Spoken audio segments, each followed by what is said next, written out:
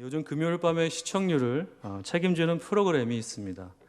혹시 우리 성도님들께서도 보시는지 모르겠지만 바로 나 혼자 산다 라고 하는 예능 프로그램입니다. 이 프로그램에서 성공의 아이콘이라고 불리는 배우가 출연을 하는데요. 바로 이시연이라고 하는 분입니다.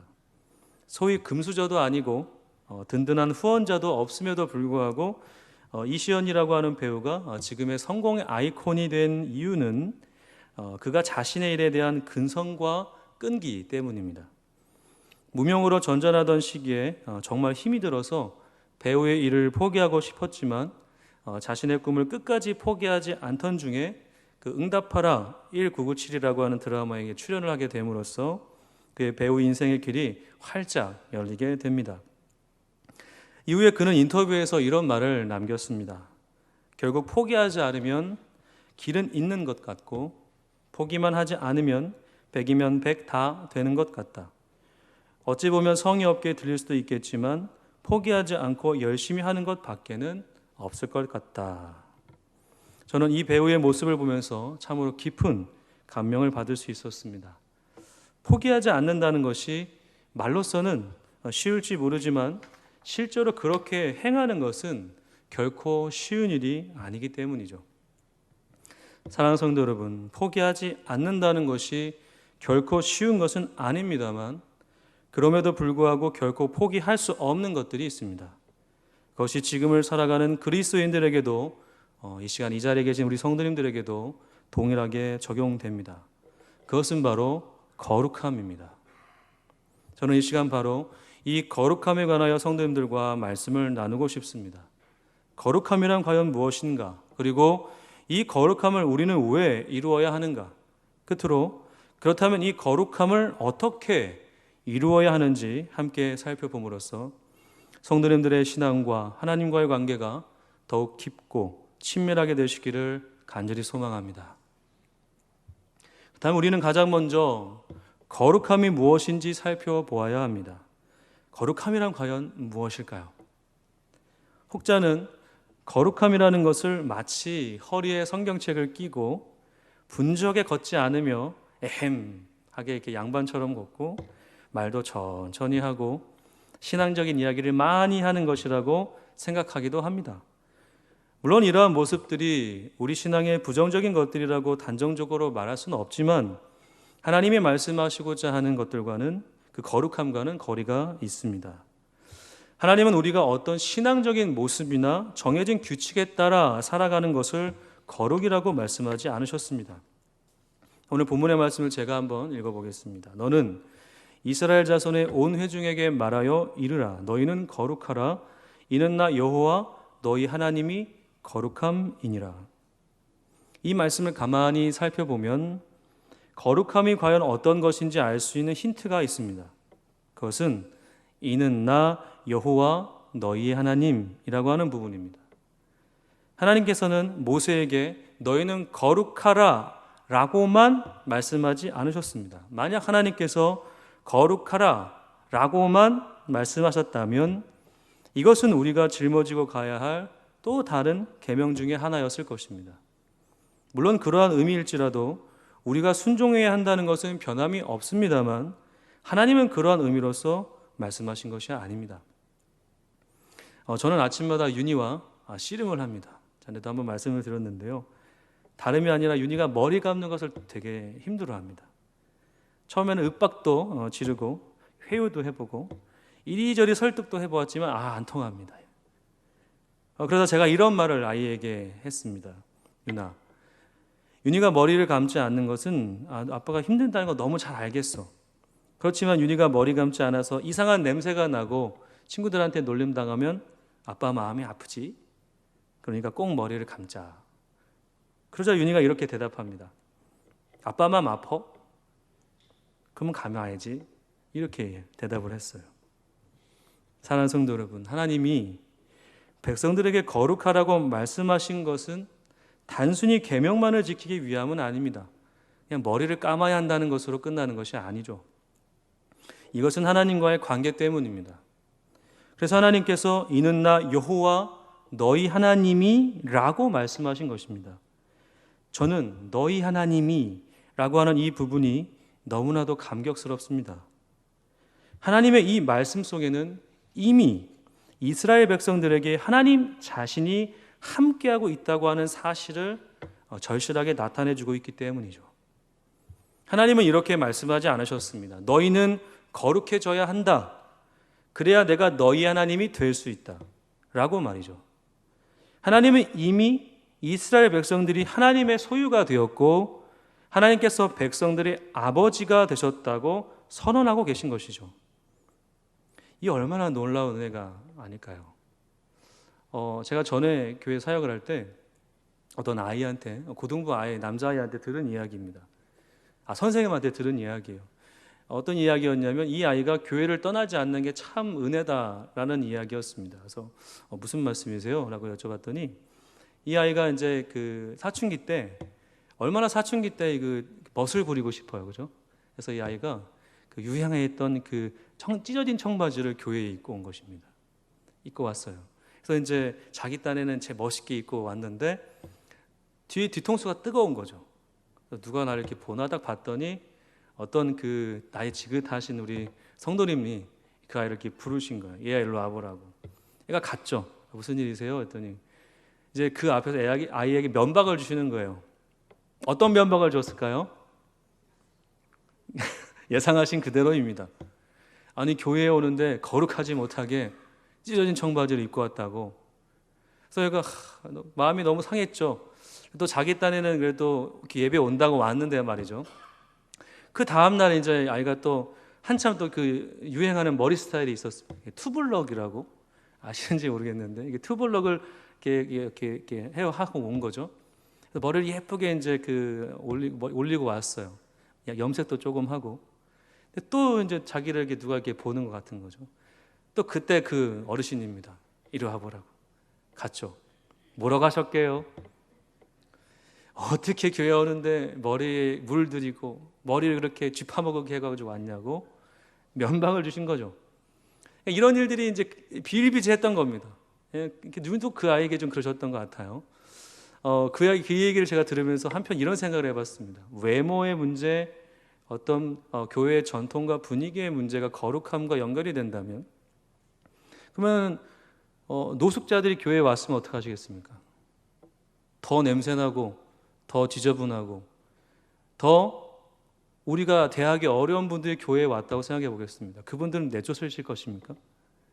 어떻게 이 신성한 교회에 거룩한 교회에 저런 분이 교회에 들어올 수 있냐고 뻥 차버리시겠습니까?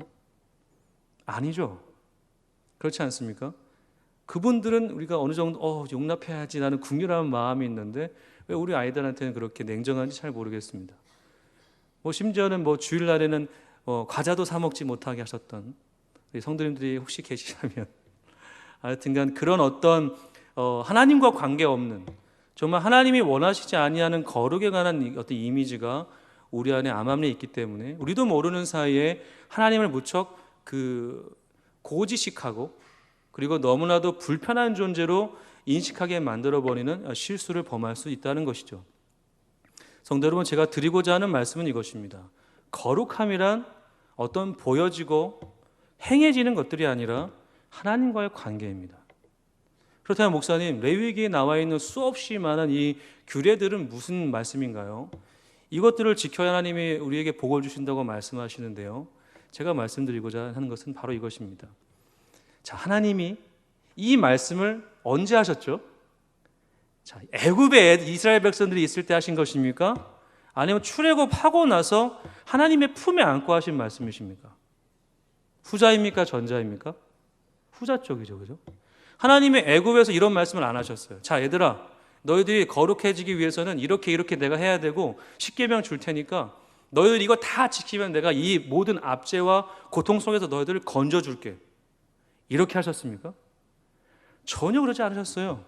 하나님을 몰랐어요. 이스라엘 백성들은 전혀 몰랐고 인식조차 하지 못했고 그들은 하나님을 바랄 수 있는 지금 영적인 수준도 아무것도 없었는데 하나님이 어떻게 하신 것이죠?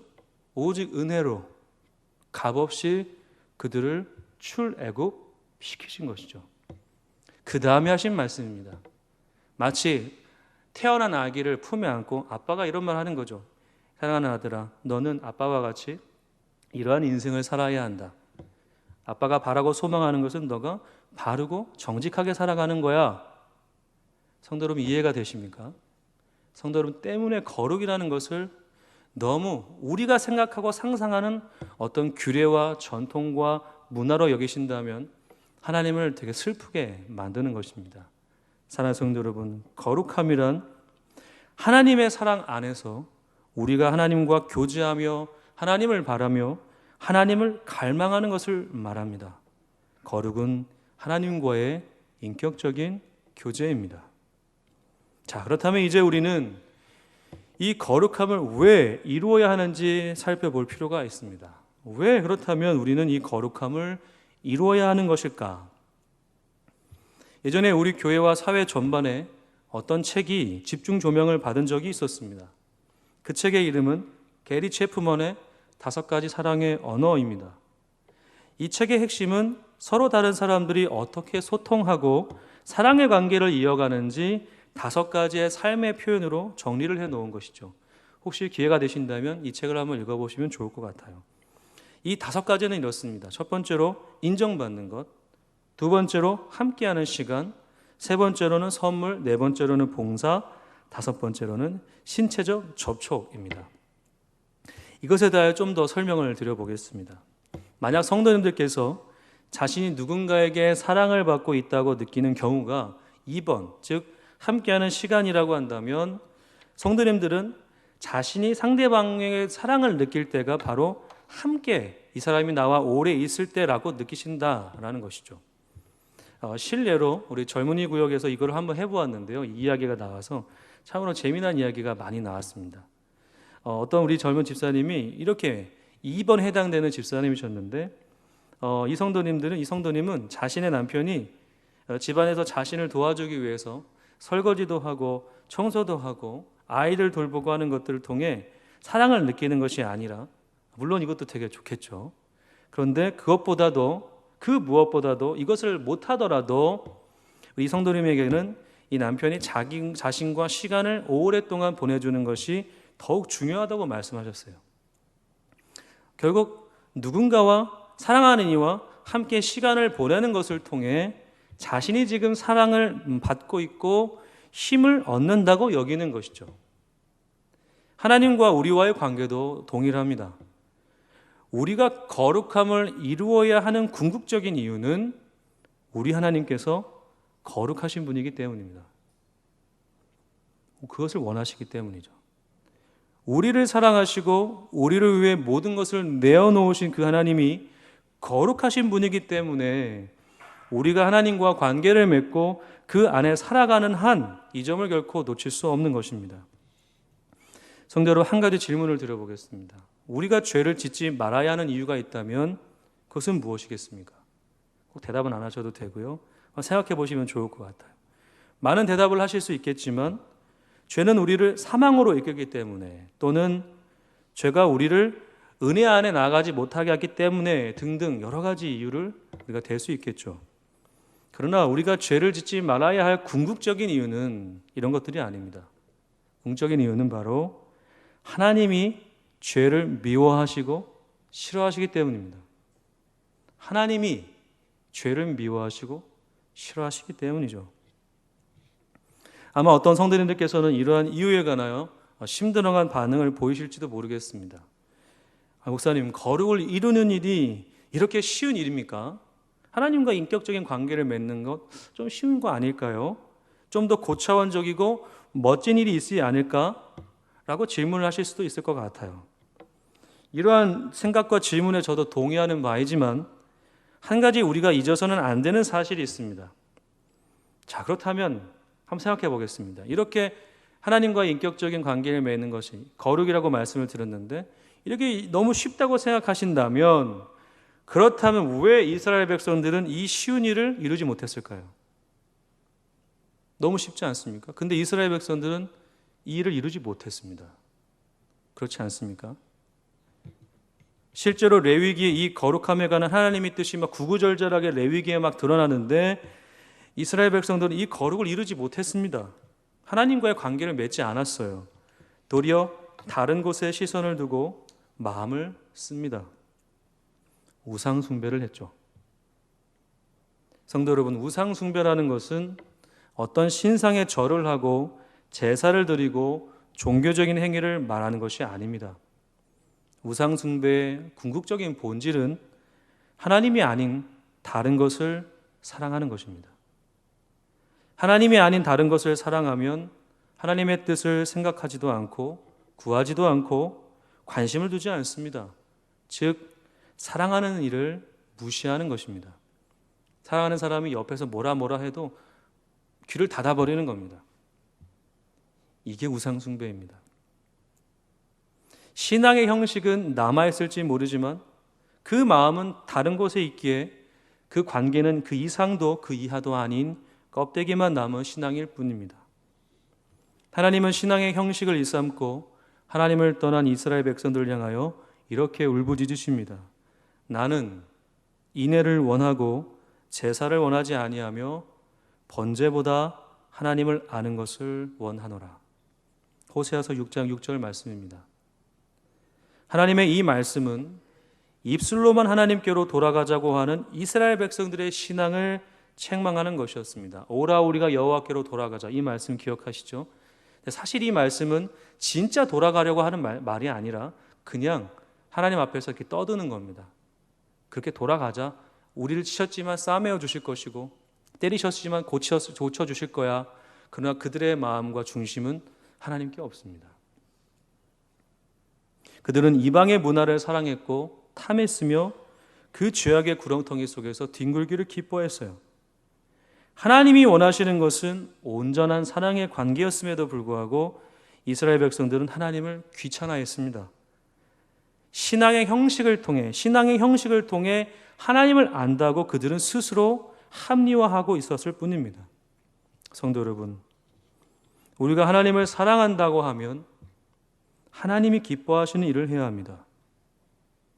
우리가 하나님을 사랑한다고 하면 하나님이 원하시는 일을 해야 합니다. 왜냐하면 우리가 사랑하는 하나님이 그것을 바라시기 때문입니다. 비록 내가 힘들고 어렵고 고통스럽다 하더라도 하나님의 뜻이라면 그것을 따라야 하는 것입니다. 성도 여러분, 니느웨로 가야 하는데 다시스로 도망친 요나의 모습을 잘 아실 것입니다. 요나의 이야기의 핵심은 하나님의 무한한 사랑입니다. 우리의 편협됨과 교만함을 넘어서는 하나님의 사랑을 요나서에서 말하고 있습니다. 그런데 중요한 것은 요나는 선지자였습니다. 선지자. 하나님의 종이었음에도 불구하고 하나님의 마음을 알았을까요? 몰랐을까요? 하나님이 원하시는 그 사랑을 그가 깨달았습니까? 못 깨달았습니까? 못 깨달았죠. 오히려 불평하고 원망합니다. 네, 맞습니다. 이것이 바로 지금의 저희들의 모습입니다. 신앙의 형식은 있지만 하나님의 마음을 전혀 고려하지 않고 내 만족을 위해 행동하는 일들이 너무나 많습니다. 나의 하나님이 거룩하다고 말하고 있음에도 불구하고 그 하나님이 내 앞에 내 삶에 나의 인생에 임재하고 계신다 말하긴 하지만 그 하나님을 일부러 외면하고 보려하지 않습니다. 그렇게 하나님을 대하면서 우리는 기도한다 말하고 예배한다 말하고 헌신한다 말합니다. 이것이 과연 어떤 의미가 있을까요? 주님께서는 진정한 거룩, 하나님과의 관계를 잃어버린 자들을 통해 자들에게 이렇게 말씀하셨습니다. 나더러 주여 주여 하는 자마다 다 천국에 들어갈 것이 아니오. 다만 하늘에 계신 내 아버지의 뜻대로 행하는 자라야 들어가리라. 그날에 많은 사람이 나더러 이르되 주여 주여 우리가 주의 이름으로 선지자 노릇하며 주의 이름으로 귀신을 쫓아내며 주의 이름으로 많은 권능을 행하지 아니하였나이까 하리니 그때 내가 너희들에게 밝히 말하되 내가 너희를 도무지 알지 못하니 불법을 행하는 자들아 내게서 떠나가라 하리라. 성도 여러분, 거룩이란 하나님과의 관계이며 그 하나님을 사랑하는 것입니다. 비록 실수를 하고 넘어지지만 나를 향한 하나님의 그 사랑이 변하지 않음을 굳게 붙들고 다시 일어서는 것이죠. 그 과정 속에서 옷이 찢어지고 무릎이 까지고 온몸에 멍이 들 수 있지만 그 하나님의 손을 놓치지 않으려고 하는 것입니다. 순례자의 길을 가는 사람의 행색은 결코 깨끗하지 않습니다. 도리어 더럽고 지저분할 수 있습니다. 그러나 그 순례자의 영혼은 이 세상의 그 어떤 것보다도 정결하고 깨끗합니다. 왜냐하면 그 안에 하나님의 영이 임재하고 계시기 때문이죠. 성도 여러분, 세상은 우리가 거룩함을 더 이상 소망하지 않게 만들고자 합니다. 이것이 무엇인지도 분별치 못하게 하려 합니다. 그래서 하나님과 우리와의 관계를 이간질시키고 의미 없다 여기도록 유혹합니다. 이것을 정말 조심해야 합니다. 세상에 우리의 거룩함을 방해하는 요소들은 여러 가지가 있지만 크게 세 가지가 있습니다. 간단하게 말씀드리고 넘어가겠습니다. 하나는 명예입니다. 자신을 높이고 자신을 드러내기를 갈망하는 것이죠. 나 자신밖에 모르는 것이 명예입니다. 또 다른 하나는 돈입니다. 돈은 곧 권력과 힘을 상징하죠. 때문에 돈을 추구하게 되면 하나님의 도우심을 더 이상 구하지 않게 합니다. 교회가 돈을 구하기 시작하면 기도가 사라집니다. 예배가 죽습니다. 성도님들의 영혼이 무너집니다. 곧 교만합니다. 많이 가지고 있으니까요. 끝으로 다른 하나는 정욕입니다. 내 육체의 소욕을 따라 살게 하며 은혜와 평안을 구하기보다 내 자신의 쾌락과 유희를 구하게 합니다. 특히 지금의 이 시대는 돈이 그 상당한 영향력을 끼치는 것 같습니다. 교회 또한 영적인 은혜와 복음과는 상관이 없이 그 규모와 영향력을 이용하여 세상에서 위용을 자랑하거나 자신들의 이름을 높여 사람들을 끌어모으려고 하는 움직임이 있습니다. 또한 타협해서는 안 될 기준까지 이제는 쉽게 생각하게 되어 성도님들의 영혼을 귀히 여기기보다는 사람의 눈치를 보게 되는 일들이 많아지게 되었죠. 이러한 점은 우리 모두 함께 주님 앞에 엎드려 통곡하고 회개해야 할 부분이라고 생각합니다. 사랑하는 성도 여러분, 진정 하나님을 사랑하십니까? 그러시다면 하나님이 미워하고 싫어하는 것을 멀리하십시오. 그리고 하나님이 기뻐하시는 것을 기뻐하시고 원하시는 것을 행하십시오. 이것이 거룩의 핵심입니다. 이제 끝으로 우리와 하나님의 관계 속에서 어떻게 거룩함을 이루어야 할지 알아보고자 합니다. 두 가지를 말씀드리겠습니다. 자, 첫 번째로 우리의 몸을 더러운 것에서부터 구별하는 것입니다. 성도님들의 몸을 더러운 것에서부터 구별하는 것입니다.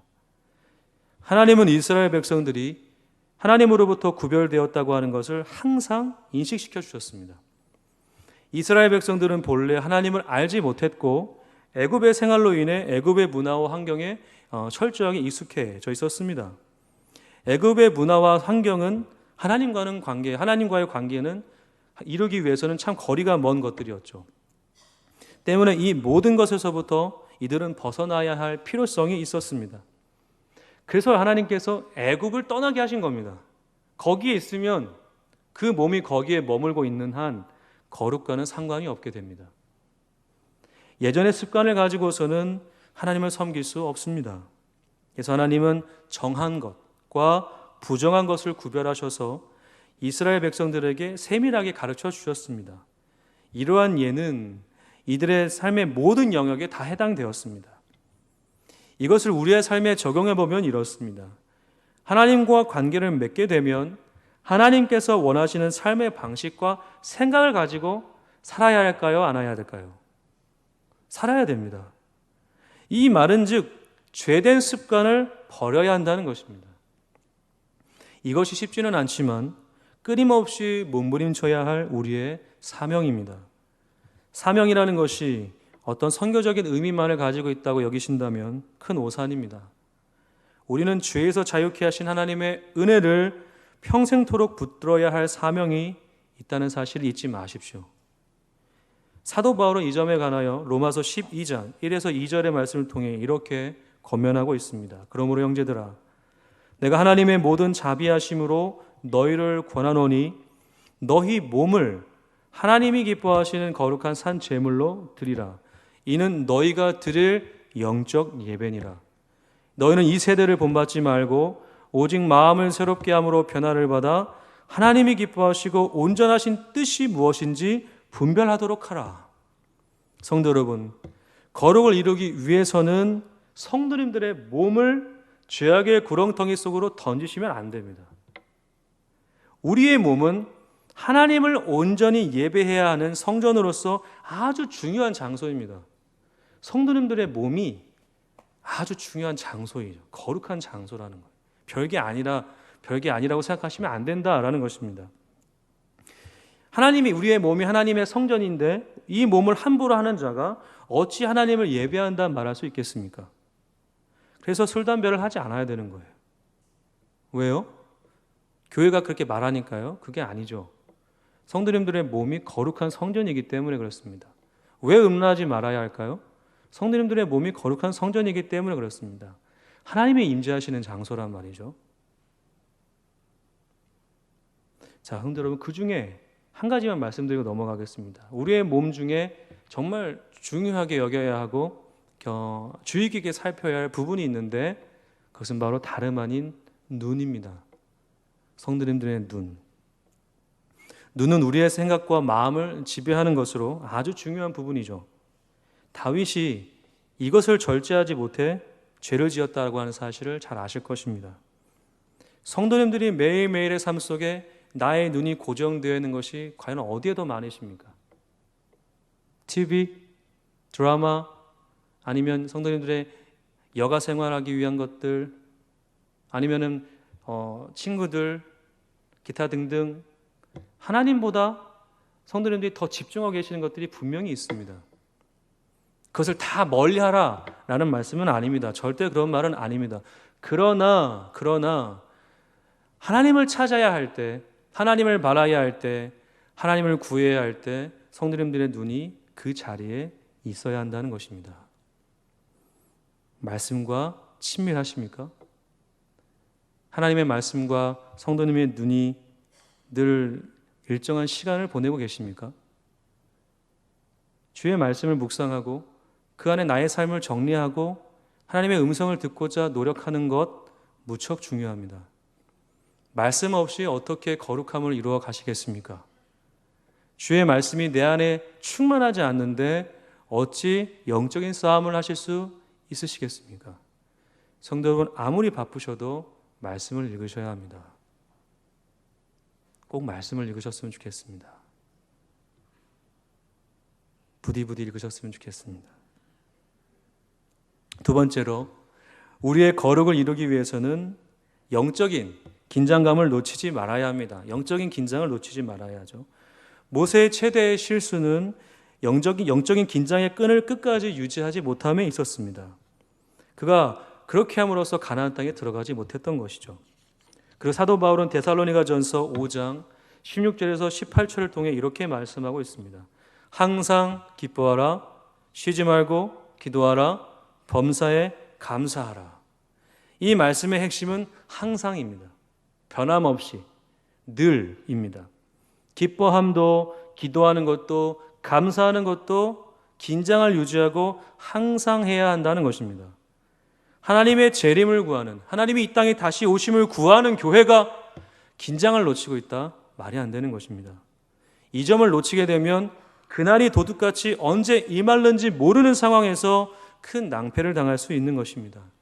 때문에 사랑하는 성도 여러분, 성도님들의 영적인 긴장을 유지하기 위해 성도님들의 삶에 주어진 기회들을 절대로 놓치지 마십시오. 그 기회는 예배 생활입니다.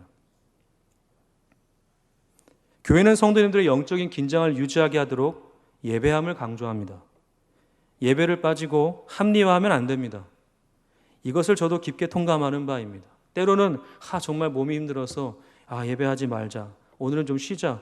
만약에 쉬었습니다. 그럼 정말 몸이 쉬어야 되는데 이상하리만큼 영적인 공허함이 막 몰려와요.